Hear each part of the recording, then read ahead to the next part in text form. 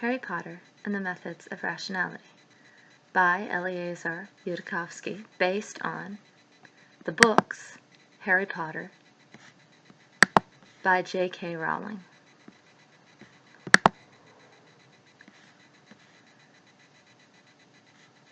All science mentioned in this story is real science. Please keep in mind that beyond the realm of science, the views of the characters may not be those of the author. Not everything the protagonist does is a lesson in wisdom, and advice offered by darker characters may be untrustworthy or dangerously double-edged. Beneath the moonlight glints a tiny fragment of silver, a fraction of a line, black robes falling. Blood spills out in liters and someone screams a word. Chapter 1. Every inch of wall space is covered by a bookcase. Each bookcase has 6 shelves going almost to the ceiling. Some bookshelves are stacked to the brim with hardback books, science, maths, histories, and everything else. Other shelves have 2 layers of paperback science fiction, with the back layers of books propped up on old tissue boxes or lengths of wood so that you can see the back layers of books above the books in front. And it still isn't enough. Books are overflowing onto the tables and the sofas and making little heaps under the windows. This is the living room of the house occupied by the eminent Professor Michael Vers Evans and his wife, Miss Petunia Evans Vers, and their adopted son, Harry James Potter Evans Vers. There is a letter lying on the living room table, and an unstamped envelope of yellowish parchment addressed to Mr. H. Potter in emerald green ink. The professor and his wife are speaking sharply at each other, but they are not shouting. The professors consider shouting to be uncivilized. "You're joking," Michael said to Petunia. His tone indicated that he was very much afraid that she was serious. "My sister was a witch," Petunia repeated. She looked frightened, but stood her ground. "Her husband was a wizard." "This is absurd," Michael said sharply. "They were at our wedding. They visited for Christmas." "I told them you weren't to know," Petunia whispered. "But it's true. I've seen things." The professor rolled his eyes. "Dear, I understand that you're not familiar with the skeptical literature. You may not realize how easy it is for a trained magician to fake the seemingly impossible. Remember how I taught Harry to bend spoons? If it seemed like they could always guess what you were thinking, that's called cold reading. It wasn't bending spoons." "What was it, then?" Petunia bit her lip. "Can't just tell you. You'll think I'm—" She swallowed. "Listen, Michael, I wasn't always like this." She gestured at herself as though to indicate her lithe form. "Lily did this because I begged her. For years I begged her. Lily had always been prettier than me, and I'd been mean to her because of that. And then she got magic. Can you imagine how I felt? And I begged her to use some of that magic on me so that I could be pretty too.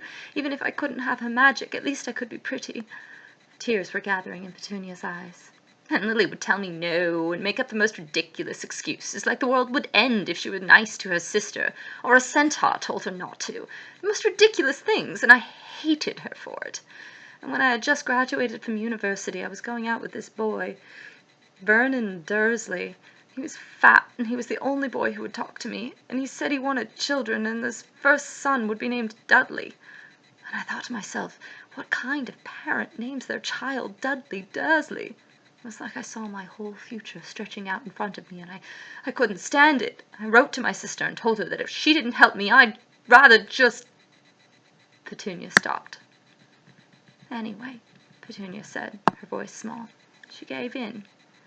She told me it was dangerous, and I said I didn't care any more, and I drank this potion, and I was sick for weeks, but when I got better, my skin cleared up, and I finally filled out, and I was beautiful, and people were nice to me." Her voice broke. "And after that, I couldn't hate my sister any more, especially when I learned what her magic brought her in the end." "Darling," Michael said gently, "you got sick. You gained some weight while resting in bed, and your skin cleared up on its own. Or being sick made you change your diet." "She was a witch," Petunia repeated. "I saw it." "Petunia," Michael said. The annoyance was creeping into his voice. "You know that can't be true. Do I really have to explain why?" Petunia wrung her hands. She seemed to be on the verge of tears. "My love, I know I can't win arguments with you, but please, you have to trust me on this." "Dad! Mom!" The two of them stopped and looked at Harry as though they'd forgotten there was a third person in the room. Harry took a deep breath. "Mom, your parents didn't have magic, did they?" "No," Petunia said, looking puzzled. "Then no one in your family knew about magic when Lily got her letter. How did they get convinced?" "Ah," Petunia said, "they didn't just send a letter. They sent a professor from Hogwarts. Petunia's eyes flickered to Michael. "He showed us some magic." "Then you don't have to fight over this," Harry said firmly, hoping against hope that this time, just this once, they would listen to him. "If it's true, we can just get a Hogwarts professor here and see the magic for ourselves, and Dad will admit that it's true, and if not, then Mum will admit that it's false. That's what the experimental method is for, so that we don't have to resolve things just by arguing." The professor turned and looked down at him, dismissive as usual. "Oh, come now, Harry, really. Magic. I thought you'd know better than to take things this seriously, son, even if you're only 10. Magic is just about the most unscientific thing there is."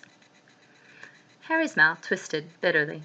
He was treated well, probably better than most genetic fathers treated their own children.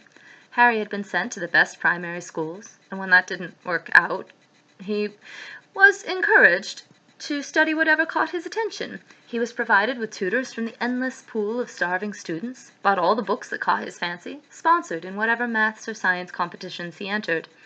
He was given anything reasonable that he wanted, except maybe the slightest shred of respect. A doctor teaching biochemistry at Oxford could hardly be expected to listen to the advice of a little boy.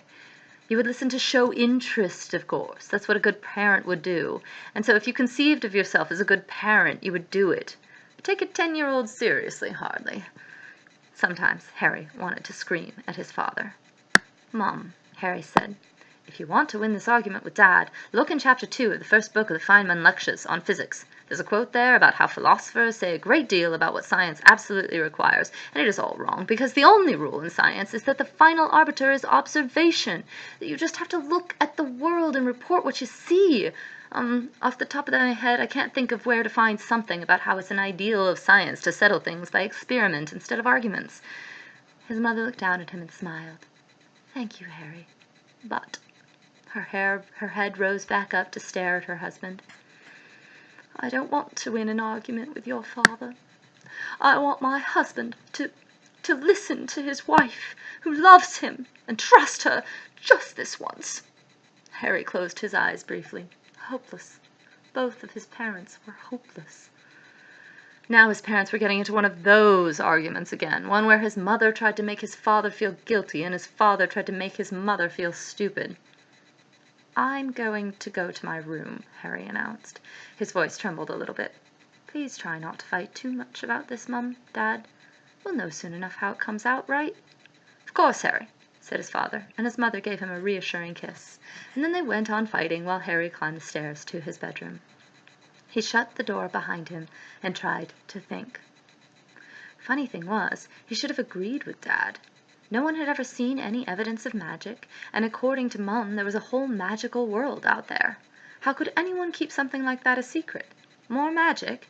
That seemed rather like a suspicious sort of an excuse. Should have been a clear case for Mum joking, lying, or being insane in ascending order of awfulness. If Mum had sent the letter herself, that would explain how it arrived at the letterbox without a stamp. A little insanity was far, far less improbable than the universe really working like that. Except that some part of Harry was utterly convinced that magic was real, and had been since the instant he saw the putative letter from the Hogwarts School of Witchcraft and Wizardry. Harry rubbed his forehead, grimacing.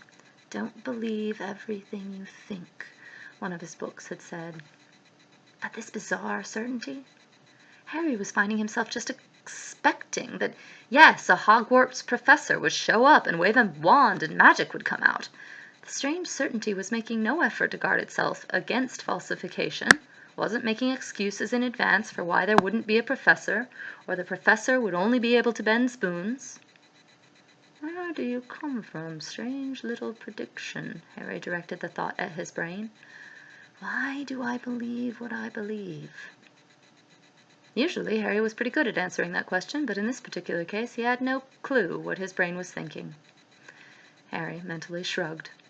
A flat metal plate on a door affords pushing, and a handle on a door affords pulling, and the thing to do with a testable hypothesis is to go and test it. He took a piece of lined paper from his desk and started writing. Dear Deputy Headmistress. Harry paused, reflecting, then discarded the paper for another, tapping another millimeter of graphite from his mechanical pencil. This called for careful calligraphy. Dear Deputy Headmistress Minerva McGonagall, or whomever it may concern, I recently received your letter of acceptance to Hogwarts addressed to Mr. H. Potter.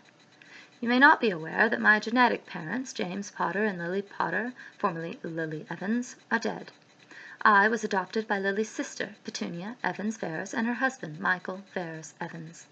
I am extremely interested in attending Hogwarts, conditional on such a place actually existing. Only my mother Petunia says she knows about magic and she can't use it herself. My father is highly skeptical. I myself am uncertain. I also don't know where to obtain any of the books or equipment listed in your acceptance letter. Mother mentioned that you sent a Hogwarts representative to Lily Potter, then Lily Evans, in order to demonstrate to her family that magic was real and, I presume, help Lily obtain her school materials. If you could do this for my own family, it would be extremely helpful. Sincerely, Harry James Potter Evans Ferrars.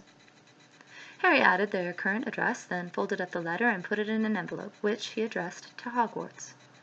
Further consideration led him to obtain a candle and drip wax onto the flap of the envelope, into which, using a penknife tip, he impressed the initials HJPEV.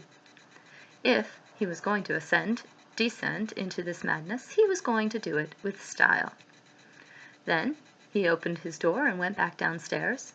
His father was sitting in the living room and reading a book of higher maths to show how smart he was, and his mother was in the kitchen preparing one of his father's favorite meals to show how loving she was.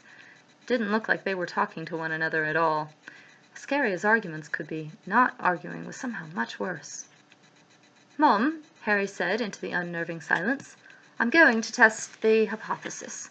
According to your theory, how do I send an owl to Hogwarts? His mother turned from the kitchen sink to stare at him, looking shocked. I don't know. I think you just have to own a magic owl. That should have sounded highly suspicious. Oh, so there's no way to test your theory then. But the peculiar certainty in Harry seemed willing to stick its neck out even further. Well, the letter got out here somehow, Harry said, so I'll just wave it around its side and call letter for Hogwarts and see if an owl picks it up. Dad, do you want to come and watch? His father shook his head minutely and kept on reading. Of course, Harry thought to himself, magic was a disgraceful thing that only stupid people believed in. If his father went so far as to test the hypothesis, or even watch it being tested, that would feel like associating himself with that. Only as Harry stumped out the back door, into the back garden, did it occur to him that if an owl did come down and snatch the letter, he was going to have some trouble telling Dad about it. But, well, that can't really happen, can it? No matter what my brain seems to believe, if an owl really comes down and grabs this envelope, I'm going to have worries a lot more important than what Dad thinks. Harry took a deep breath and raised the envelope into the air. He swallowed. Calling out letter for Hogwarts while holding an envelope high in the air in the middle of your own back garden was actually pretty embarrassing now that he had a time to think about it. No, I'm better than Dad. I will use the scientific method, even if it makes me feel stupid. Letter, Harry said, but it actually came out as more of a whispered croak. Harry steeled his will and shouted into the empty sky. Letter for Hogwarts! Can I get an owl? Harry, asked a bemused woman's voice, one of the neighbors. Harry pulled down his hand like it was on fire and hid the envelope behind his back like it was drug money, his whole face hot with shame. An old woman's face peered out from above the neighboring fence, grizzled gray hair escaping from her hairnet. Mrs. Figg, the occasional babysitter. What are you doing, Harry? Nothing, Harry said in a strangled voice. Just, testing a really silly theory. Did you get your acceptance letter from Hogwarts? Harry froze in place. "Yes," Harry's lips said, a little while later. "I got a letter from Hogwarts. They say they want my owl by the 31st of July, but but you don't have an owl, poor dear. I can't imagine what someone must have been thinking sending you just the standard letter." A wrinkled arm stretched out over the fence and opened an expectant hand. Hardly even thinking at this point, Harry gave over his envelope. "Just leave it to me, dear," said Mrs. Figg, "and in a jiffy or two I'll have someone over." And her face disappeared from over the fence. There was a long silence in the garden. Then a boy's voice said, calmly and quietly, "What?"